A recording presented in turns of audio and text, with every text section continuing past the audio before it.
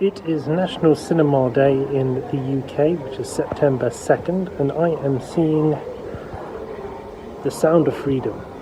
I'm seeing it because everyone on the internet is telling me not to. Sound of Freedom is smashing it at the box office and is being attacked continually by the mainstream. Is that because it's a box office success? Is it because of QAnon conspiracy theories? Is it because it's a new emergent business model? Or does the establishment have something more serious to hide? I think it's impossible to talk about Sound of Freedom as a standalone movie by divorcing it from its context. Mm-hmm. I do genuinely believe that it's impossible to talk about it as a standalone film. Mm-hmm. If there is one thing in the world that would make me want to see a movie, it's the entire mainstream media in unison telling me not to see it. A young girl is approached by a former beauty queen and talent scout. She's told that her and her brother could work as models. Their father is told to bring them along to an audition to which he is not allowed to sit in. The children are photographed and seem to be having a good time, but when their father returns to pick them up, they are gone. Cut to Tim Ballard, who's taking part in a police sting operation to take down a man who looks a lot like Adam Driver in a Saturday Night Live sketch.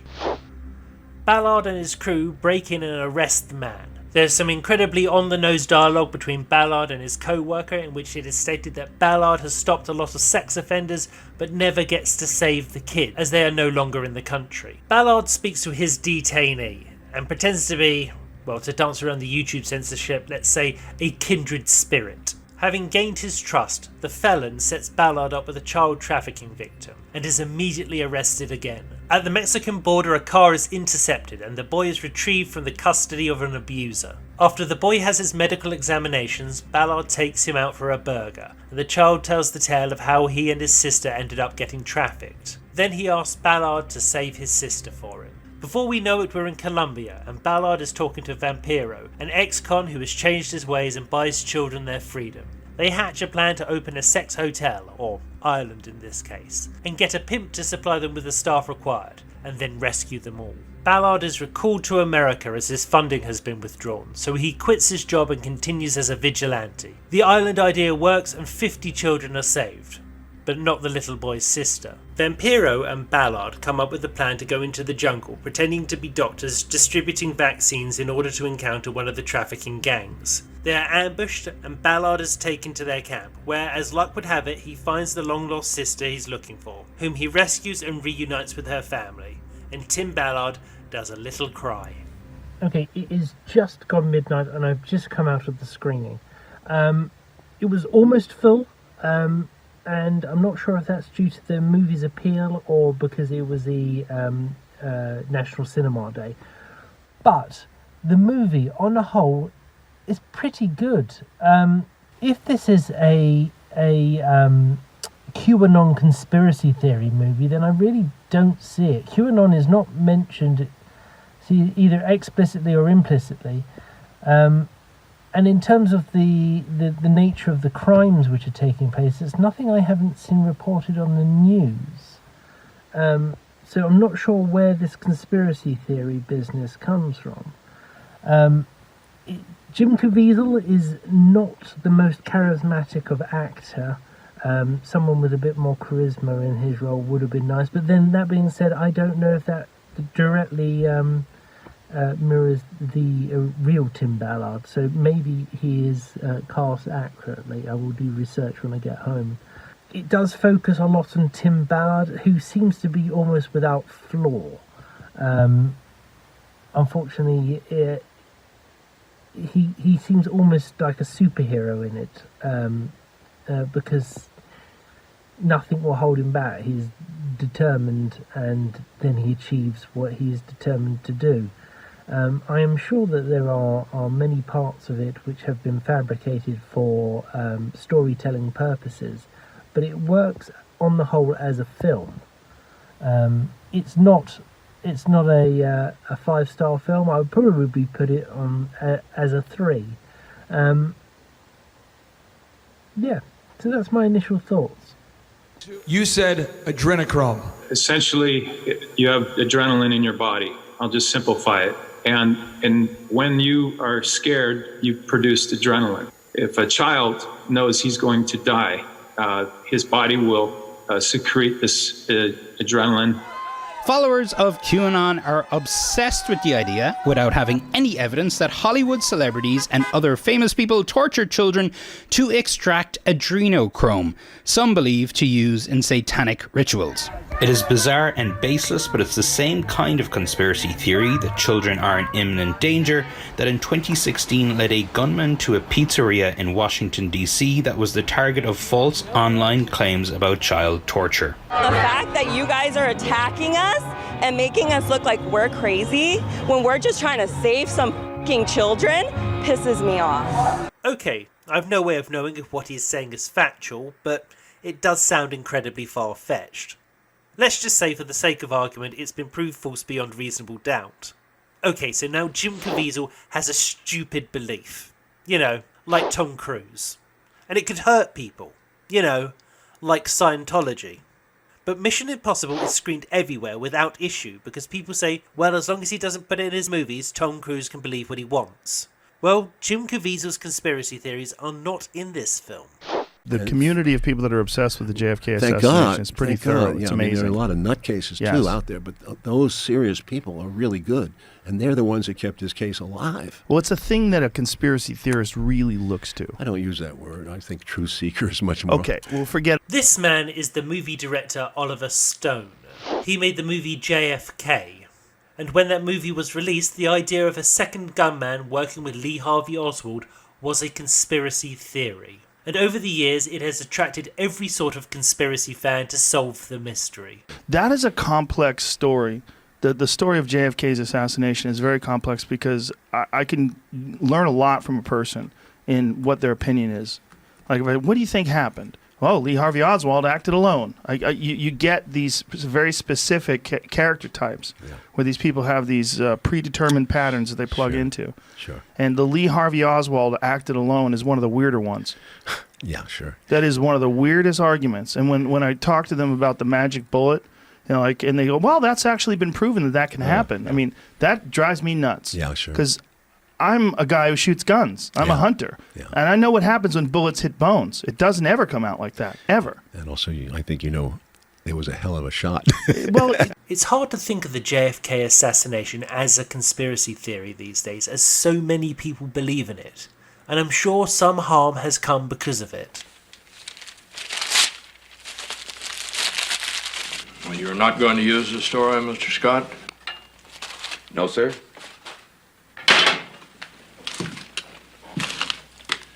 This is the West, sir. When the legend becomes fact, print the legend. Tim Ballard's story in The Sound of Freedom seems too good to be true. Because it isn't true. Now, first of all, the whole thing's interesting because he talks about literally like one scene in the entire film. One scene only. It doesn't even, it's basically a 2-hour movie. The scene at the border with the little boy, that's what he's talking about here. That makes up, 10 minutes of a 2-hour film? But that's the whole film, according to Robert Gork. Yes, that's everything. The whole film's right here, and we're going to prove that Tim Ballard's a liar in this film. Now, Robert's actually a nice guy. I think he's a nice guy. I actually, after I read the story, I called him, and he was surprised, I think. I met with him.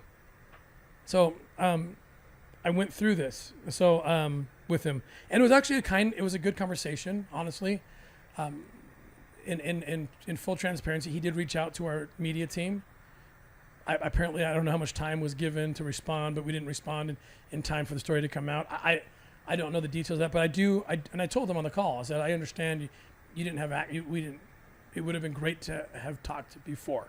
So I don't think he's a bad guy, and I don't think Kristen's a bad person. But your words have to be contested. I hope you understand that. This is the real Tim Ballard, who had not heard speaking firsthand before seeing the movie, but he, like every other Tom, Dick or Harry, has a podcast. I've only listened to this one episode beginning to end, and judging from that alone, Ballard has quite the ego. Because The Sound of Freedom isn't based on a true story. It's based entirely on the lies of a man who has spent a decade chasing stardom. While the film tries to paint Tim Ballard as a saint-like protector of children drawn to his calling by God, The story of Ballard and Operation Underground Railroad is one that has repeatedly abandoned victims and placed trafficking victims in greater danger while raking in millions of dollars that no one can seem to track down. There are many videos on YouTube dedicated to dismantling the all-American hero image Tim Ballard has created for himself. This one, by the YouTube channel called Dead Domain, is by far the most entertaining and well put together. It is this YouTuber's thesis that Tim Ballard is a liar, who's not out to save children but to massage his own ego. His stories of heroism being wild fabrications of what really happened, and Ballard's involvement being rewritten in the retelling, so he's no longer a supporting character but now the star. Hats off to Dead Domain, because they cited their sources as they went along. The majority of this video is based upon 5 articles from Vice. And that was it. And of course, there's people that want so badly for us to be wrong or us to not do what we say we do. So they exploited that. I think that was a Vice magazine, very incredibly dishonest journal. I can't even call them journalists. The Vice magazine, they've done a series of hit pieces on us. And I encourage people to read it. Read Vice, because everything they say is so ridiculous and so dishonest. Right, yes. Well, and I do believe, if I remember correctly, that Vice has also declared bankruptcy in the last few weeks, and I can't imagine an organization more richly deserving. Now, obviously, I don't have the details of Tim Ballard's working history at my disposal, so I can't prove who's correct here, nor do I really care to do so. I'm not saying the accusations against Ballard are true, but my argument doesn't hinge upon it, so let's just say everything written in those articles is correct and Tim Ballard is either a liar or delusional. Should that affect the movie? My name is Charles Hirsch Barris. I have written pop songs. I've been a television producer. In addition, I have murdered 33 human beings. This movie trailer is for George Clooney's directorial debut, Confessions of a Dangerous Mind. It's based on the game show host and television producer Chuck Barris, who claimed in his autobiography that he worked for the CIA as an assassin. The CIA have always denied the matter, but Chuck Barris kept tight-lipped until his death. The chances of him actually being a spy is pretty much nil, or so the CIA would like you to think. But when George Clooney came to make the movie, he took the author for his word and made the movie he thought would be the most interesting. Does that mean it's not based on a true story? It is our mission here to rigorously and ruthlessly train the humanity out of you and make you into something better. We're gonna make doctors out of you. This is one of the most forgettable films in dearly missed Robin Williams' filmography. Patch Adams, the story of a doctor who treats his patients with humour. Surely there is nothing to object to about this, right? Well, here's the real Patch Adams. The thing that upset me really was that in the movie, it is my girlfriend that is murdered, and in real life, it was my best male friend, and I had to apologize to their family, and so outside of that, the movie for me is very tame. My life has been a lot more outrageous than the film. So people ask me, Patch, is the movie real? And I let them know that first the movie embarrassed me. 2 things sell in films, humor and violence, and I had a lot of humor, not much violence. But it doesn't show the political me. If I were to review either of these movies, should I have to mention that Chuck Barris was never an assassin in real life, and Patch Adams' girlfriend was not murdered and his male friend was? I don't believe I do. If this were a documentary, then I'd want it to be factually accurate, but it's drama. It's there to tug at the heartstrings, and in order to do that, things get changed for narrative purposes. That's why it says based on a true story and not a true story. The next section is loosely based on the horrible practice of impersonating doctors that OUR and various other organizations have been criticized for. The movie Tim goes upriver and is taken hostage under the guise of delivering vaccines to people in need. He finds the girl, kills the Melissa leader in one of the worst shot and most confusing action sequences this side of Iron Fist, and escapes under gunfire. Which should leave the audience to wonder, what happened to the dozens of other children in that camp? What about any outbreaks that may happen because doctors or aid workers are now no longer let in the area? Doesn't matter. Tim is the hero. He returns home to his family. The girl is back in her family home. Roll credits. What frustrates me so much when people talk about this film is they're actually talking about the man. The YouTuber here brings up the point that at the end of the movie, Tim Ballard only rescues one girl and then hotfoots out the camp. Were this real life, I too would be saying, what about the others, Tim? How are we going to get back in there and rescue them now they've got their defences up? But the setup of the movie is Tim Ballard has to rescue one girl to reunite the family. It might not make tactical sense from a sting operation point of view, but it makes emotional sense for any father who worries about their child's safety.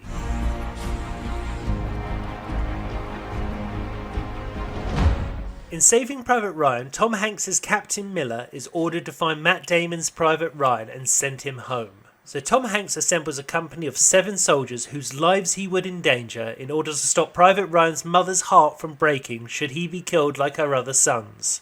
It makes no sense from a military perspective. It makes emotional sense. It should be unsurprising by now that the actual experts in human trafficking don't agree with Tim's tactics. One of my most favourite films of all time is called Touch of Evil. A bomb goes off on the Texas-Mexico border and 2 cops, one from each side of the border, have to figure out who did it. The American cop is a rule breaker but gets results. The Mexican is by the book but sees justice is served fairly. One way sees innocent people locked up, the other sees guilty people let off. It makes for an interesting dichotomy, and I agree it could have been explored more in The Sound of Freedom. But the fact that Ballard's methods are unorthodox should only be of concern if the movie was an instructional safety video on training human traffic hunters. But I'll talk about my theater experience in a bit. Before we get there, I think it's really important for us to discuss not just Sound of Freedom, but Angel Studios, the streaming and production company behind the movie. In my opinion, theirs is a fascinating tale of innovative corporate strategy and also theopolitical audacity that just not nearly enough people are talking about right now. This video is by the channel called Fundy Fridays, which describes itself as talking about different aspects of Christian fundamentalism, American conservative politics, pop culture, and queer issues in a humorous, semi-educational way. And this video is rather informative about Angel Studios. Hollywood has been controlling what we watch for the last 100 years. And who approves every cookie-cutter rom-com, superhero flick, and reality show? Only a handful of Hollywood executives. A handful's all you need. Handful's all you need. That means Green Lantern was greenlit by fewer people than actually liked Green Lantern. We liked Green Lantern. It was okay. If I wanted to have billions of dollars spent by a small group of old white guys on stuff I don't need, I'd pay my taxes. And sure, Hollywood makes some great stuff. I love The Mandalorian as much as anyone, but Hollywood produces over 1,500 movies and TV shows a year. That means for every one Baby Yoda, Hollywood makes 400 new Housewives of Atlanta. And that is not the way. Hollywood has no idea what type of content actually matters to you. 80% of Hollywood movies fail because they don't have a soul. What's a soul? Sold mine years ago. How many new movies did you watch last year that left you feeling empty? A business model that fails you 80% of the time is just guessing. If doctors had an 80% failure rate, you'd call them chiropractors. Hollywood can't know what you want because they're not you. So, for the first time ever, there's a way to create high-quality TV and film without the Hollywood guesswork. And the best part? The content is chosen by the greatest executives of all time. You. It's called Angel Studios, the film studio that only creates the content you choose. You are the best decision makers when it comes to film and TV. For example, 19,000 of you as angel investors wanted a TV series with a historically accurate depiction of Jesus. So you invested over $10 million to produce The Chosen, which became a smash hit, being viewed over 100 million times, generating over $30 million in revenue with season 2 in production. 19,000 of you decided to make that happen. For context, a dozen people decided to make Cats happen. So, and what's even more amazing than The Chosen's financial success is how compelling it is as a TV show. With 12,000 positive reviews on IMDb and a 100% Rotten Tomatoes score, The Chosen isn't just good as an idea, it's just good. You angel investors are better at choosing successful projects than Hollywood. Almost 8,000 of you helped create Dry Bar Comedy, which is now the largest online library of stand-up comedy. Dry Bar Comedy is now on XM Radio, cable TV, and Peacock, and it gets over 1 billion views per year. Thousands of angel investors raised over $1 million to fund the Tuttle Twins, the most crowd-funded kids cartoon in U.S. history. And the accompanying Tuttle Twins books have sold over 2 million copies. And most recently, fans of Studio C raised over $1 million for Freelancers, which is the epic story chronicling millennials' greatest challenge, trying to find a job. Ooh, he's hot.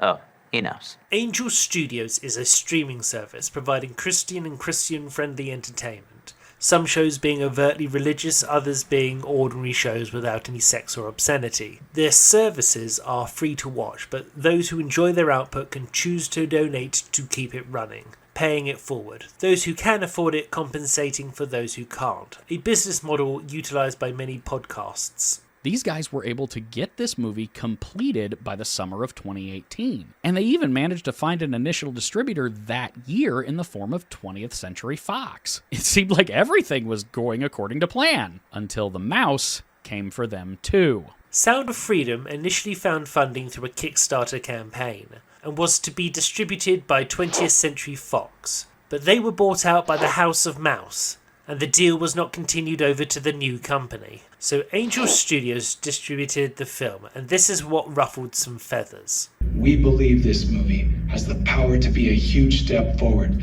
toward ending child trafficking, but it will only have that effect if millions of people see it. It's true. Now, I know it's weird, because we're in a theater, but feel free to pull out your phones and scan this QR code.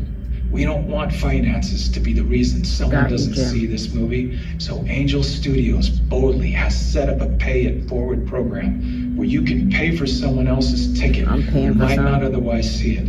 If you're able, we invite you to pay it forward by buying a ticket for someone else, or if your budget is tight, share the already available free tickets with as many friends as you can, or do both. Join us and millions of others as we ring Sound of Freedom and hope throughout the world. And just remember this, God's children are not for sale.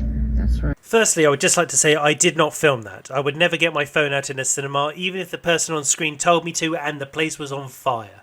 But what you have just watched is a clip of the coda at the end of the movie, in which the star, on behalf of Angel Studios, asks the audience to pay it forwards.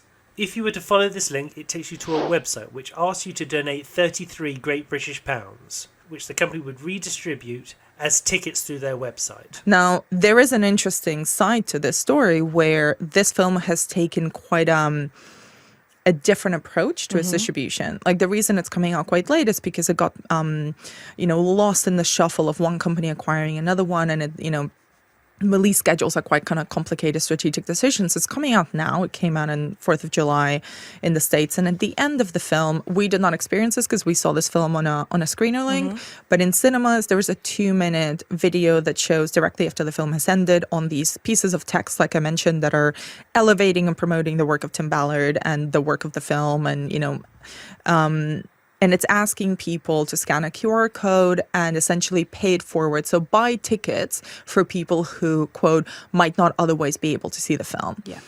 That has worked. That has put the film in a very, very high box office numbers. It cracked, I think, 20 million in its first week out and released in the States. It's been third after Barbie and Oppenheimer, which is quite a significant achievement that cannot be, underestimated. It's money.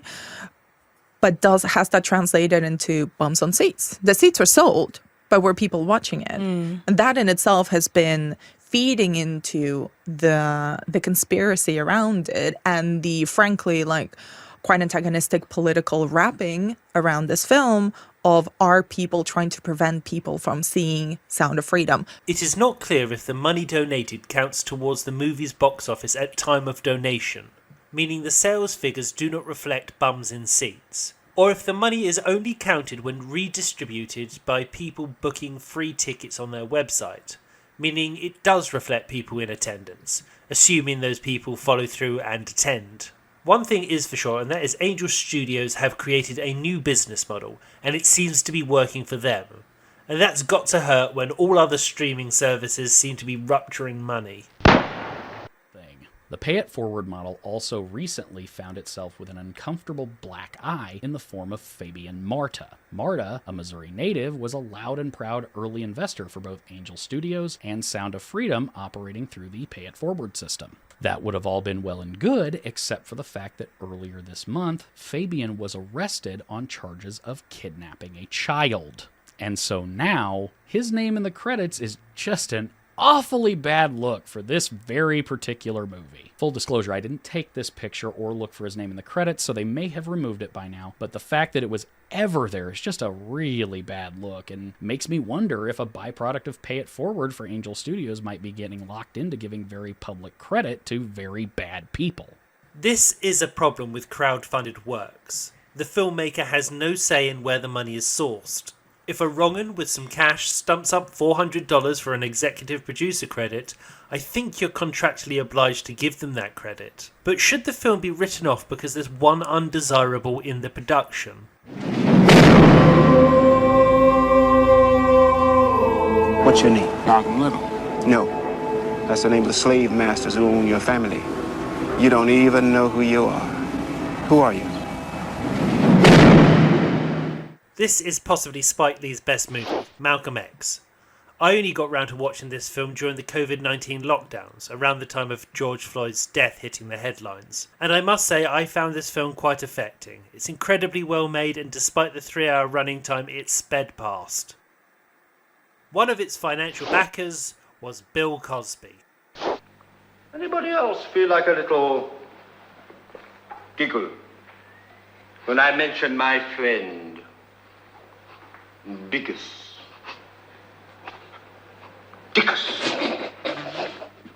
Monty Python are the sketch troupe that turned comedy on its head, and Life of Brian is considered by many to be the pinnacle of their success. And oh no, there's Chris Langham.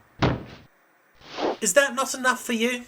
This is Naked Gun. It stars, amongst other people, convicted robber and kidnapper O.J. Simpson. This is North, the only film to star Phil Hartman's wife and his eventual murderer, Bryn Hartman. Iron Man star Robert Downey Jr. was arrested for several drugs charges. Mark Wahlberg served 45 days in jail for a felony assault. Hugh Grant was arrested for sex in a public place with a prostitute, and Winona Ryder was a shoplifter.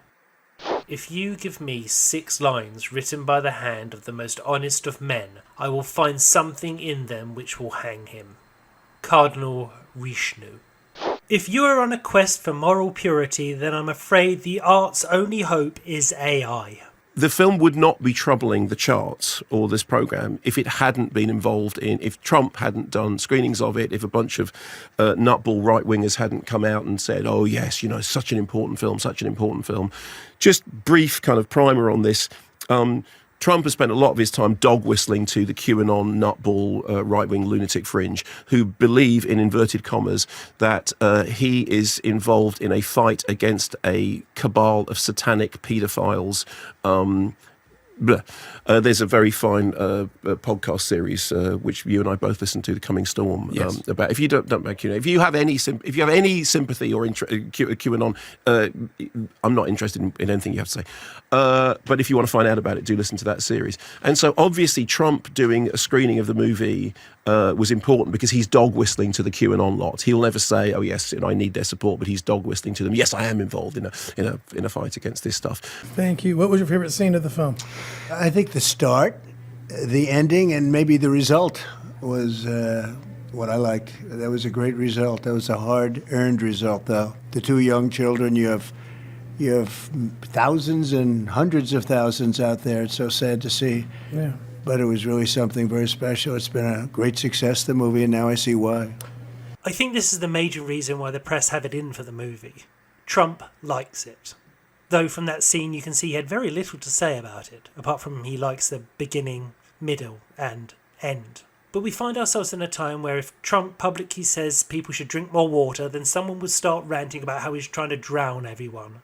It's a sort of guilt by association. Trump likes it, so it must be bad. Honestly, it's just childish. And someone called So Many Taken Names. If the film's rabid fan base weren't so set on thrusting this film into the culture war at every opportunity, then there wouldn't be any need to talk about the politics surrounding it. Criticism of the film or its creators isn't an endorsement of child trafficking. If you're one of these people, I hate to break it to you, but liking this film doesn't make you some sort of moral crusader. Being against child trafficking makes you normal. I have to say I agree with that final letter. But it's not just the film's fans, it's its detractors too. Had I been given a simple, honest review of the actual film instead of damning indictments of the star's off-screen behaviour, misunderstandings of the nature of adaptation, and a series of political war cries, I probably would have said, I'll wait until this comes out on home viewing, and then never got round to actually watching it. This painting is by Caravaggio. If you can't see the artistic merit, even when I tell you the painter was a murderer, then I don't believe you understand art at all. People make art because they are flawed, and the most flawed people make the most interesting art. Those hit pieces on Tim Ballard published in Vice would make a terrific satire about a man rescuing children for his own ego, and I'd watch that too. I don't believe it's fair to judge a film on its creator, or vice versa for that matter. Here is my honest review of Sound of Freedom. It's a bit too long. The supporting characters, including the abducted kids, are underdeveloped. The movie Tim Ballard seems a little too perfect, but the simple reunite the family story is something most empathetic people can get behind, and by the end you know there's only one satisfying way to end this movie. 3 stars out of 5. Real life and movies are not the same thing. A well-told story could have you rooting for an anti-hero, or even the bad guy. That doesn't mean you will be doing the same were you to be confronted with the same events in real life. This film has been judged unfairly. The filmmakers, maybe not. I'm not a political person, and I would like to stay that way. But everything seems to be a culture war issue these days. Please don't interpret my defense of people having crazy beliefs as an endorsement of those beliefs. I'm going to take a little bit of time out from video making, as this one really wasn't fun. But I feel I should end on a positive message here. So this is the real Patch Adams talking about the film which bears his name. I guess I forgave the movie a couple of years ago because I realized from many thousands of letters from people saying the movie moved them towards peace and justice. And so I can't really complain about a film that does that. So if the film makes you look closer, then you'll know a lot more about me.